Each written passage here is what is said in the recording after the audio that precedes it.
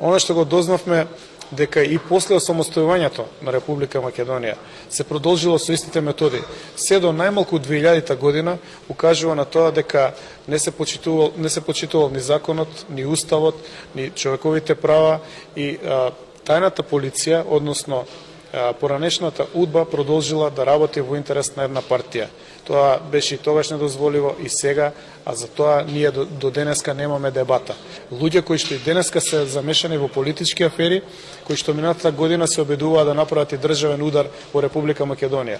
Јас можам да ве уверам според документите дека се работи за исти луѓе, исти имена и презимена.